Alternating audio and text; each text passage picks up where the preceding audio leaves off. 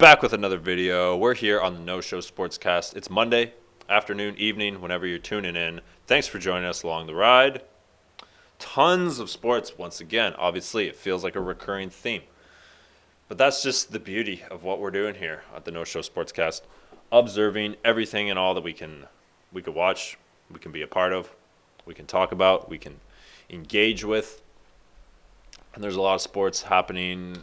Mondays are usually, I don't know, sometimes Sundays I get around to it, but Mondays there's a lot that we have to cover, because Saturdays, Sundays, there's always a lot that kind of just gets onto our plate here, So we're not gonna talk about everything.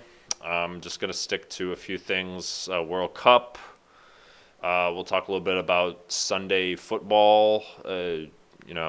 Week 13, I believe it is, we're in now. And then a little bit of baseball free agency.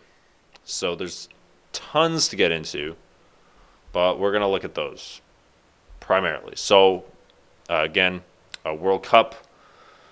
Round of 16 began on Saturday. Tomorrow is the last day. So today we had Japan. They lost to Croatia. That was the earlier game. And then we had Korea. They got absolutely destroyed by Brazil. Good to see Neymar back.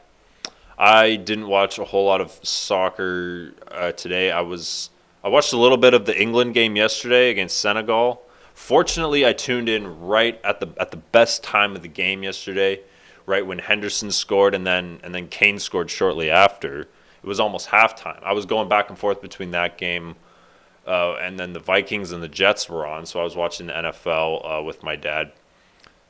So tomorrow's the last day of the round of 16, and then Friday and Saturday, pretty much next weekend they want to stick to that. They're not going to go a game a day, but Friday is when the quarterfinals begin. So there's only going to be 8 teams left at that point. But yeah. It's very exciting. I didn't watch a whole lot of soccer. I enjoyed the Argentina game on Saturday, was it? That was a pretty good one. Or was it on Friday? Saturday, Friday, that Argentina game was really, really great. So, NFL football. Cincinnati, they took down the Chiefs yesterday.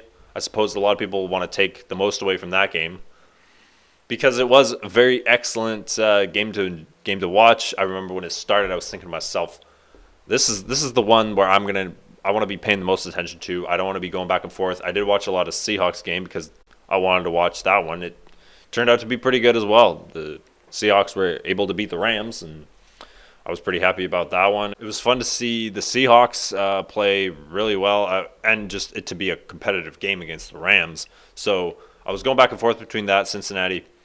I don't think there's a whole lot to be worried about here. I do think that you should be a little bit concerned if you're the Chiefs, because in a way, the Chiefs are not cemented as one of the top teams in the AFC. I just think that they've got too much to figure out here. There's too many question marks, too many inconsistencies with their offense. So, for example, the Buffalo Bills. Do they have anything to really figure out here?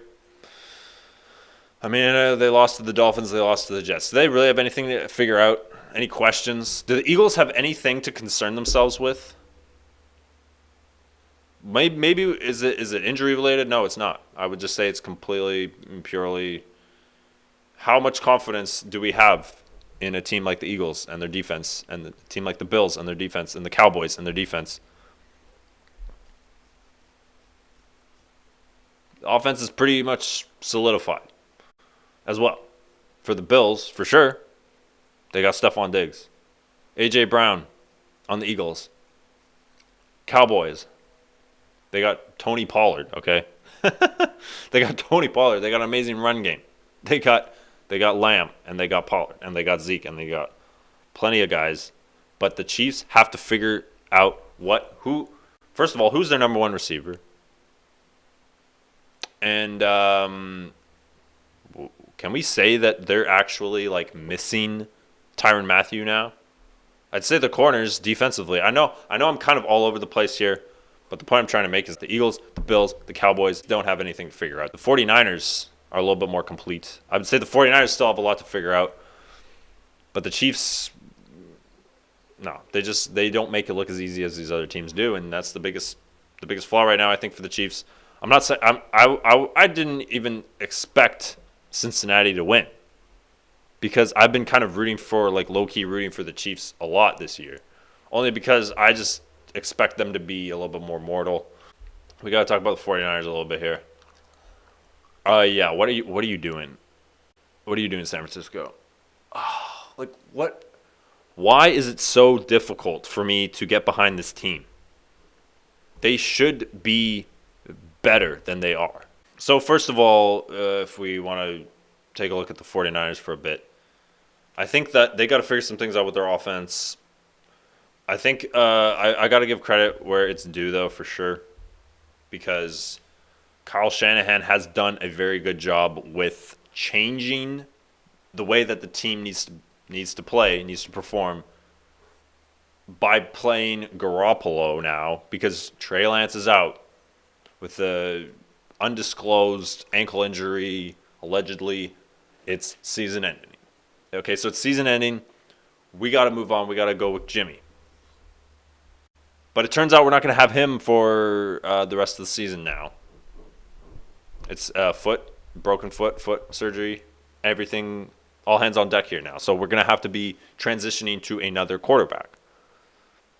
So that was one of the biggest glaring issues because, like, you're a team leading to the Super Bowl, Jimmy G. I mean, he's done it before, but the whole team was already moving on from that.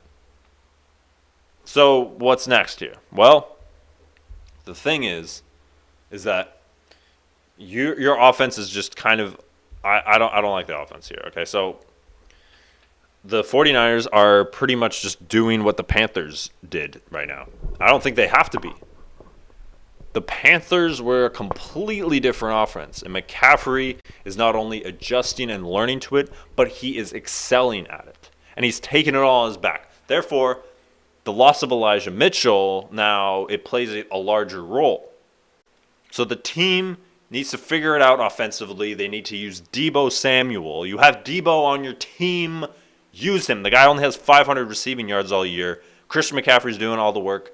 That is not going to work to a fluid, victorious team that is trying to get to where they need to be. They've had a lot of success since McCaffrey has joined because they were like 4-4. But now they've figured it out, turned on another level. I don't expect Brock Purdy, pardon me. I don't expect Brock Purdy to be the quarterback going into the playoffs. The team has to figure it all out because Deebo Samuel's going back and forth with Juwan Jennings, of all people, to figure out who's going to be leading the team in receiving yards that day, each game, each week. That's not what it's about. It's not a competition. But you have Deebo Samuel, use him. George Kittle not being involved in the pass game at all. He's probably the best tight end purely at the tight end position, but he is not being involved in offense. If you throw him a ball, throw him the ball because he will catch it and he will make a play. He will expand the play. Him and Deebo are way better at getting yards after the carry, yards after contact, whatever you want to call it. But right now, it's just not what's happening here. So the 49ers, obviously, they can figure it out. They've got a lot of time left because it's like, there's a lot of affliction that you're going through if you're the quarterback that you want for your future goes out. The guy who's been solid, irrevocable quarterback, and he's been playing great. Jimmy's been playing great this year, but he's out now, so they're going to figure it out. It's not like they're a team that's out of the playoffs, trying to make the playoffs with a bad team and a bad offense. They still got probably top 3 defenses in the league, a more fluid, homogenous team, and this is like what I was talking about with the Chiefs. The 49ers can figure it out, but they're going to need a little bit more offense than just McCaffrey doing all the work in the run game and the passing game. So apparently Marshawn Lattimore will not be playing tonight against the Buccaneers, which is too bad. I really like to see kind of just the that team that there's something about defense, and I think that they're gonna have Marshawn's back tonight. Probably not going to be too happy with Brady and Evans all night, and they're going to be disrupting him, both of them, all game, avenging them in Marshawn Lattimore's stead because Mike Evans, Evans got suspended for shoving Marshawn a couple months ago, so it's not going away, but it'll be fun to watch. I'm probably going to be watching that tonight. But we got to get into some Major League Baseball free agency here. Okay. So we got Justin Verlander going to the Mets. Well, it's a win for him, first of all, because, it's Justin Verlander. He just won the World Series, and now he's in New York. He's getting paid $45 million a year. $44 million. Yeah, that's pretty awesome for a 39-year-old. And this is probably what's going to happen to Jacob deGrom now, because deGrom leaves the National League, goes to the American League. Nothing. Okay, bro, you're staying. So you signed a 5-year deal. You're staying with the Texas Rangers, who finished below the Angels last year. And then I guess what we can expect is he's going to turn into Verlander when that contract's up, and he's going to be looking to make even more money with another team. Is that what's going to happen? Whether we can expect a lot from Texas this year, I think we can expect a lot from Texas when deGrom's playing. But yeah, it looks good for the Mets. I think that signing Verlander means that the team is showing that they're going all in, because whether they were able to not just play terribly last year towards the end of the year, they were going to lose to the Padres, just like whether they were ahead in the American League, National League East or not. So not a huge concern there.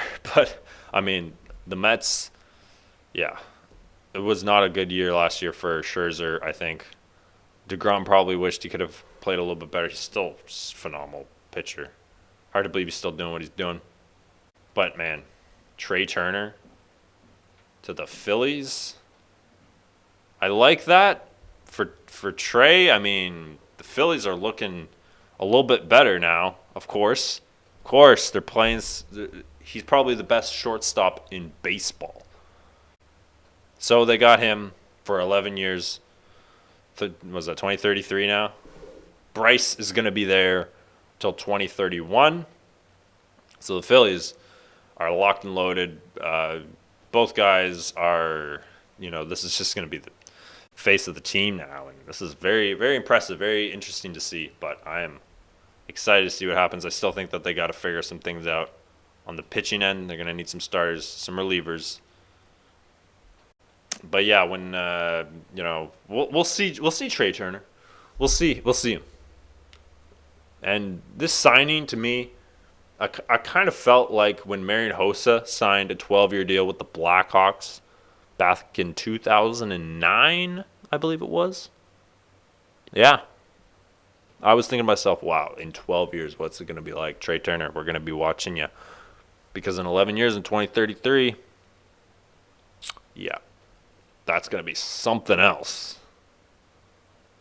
Just all that, just when time elapses like that, and you look back and you're like, wow, like these guys, we see them grow up. Your favorite sports team, your favorite player, they've been playing for this long, and it's pretty remarkable sometimes. It really is cool to see.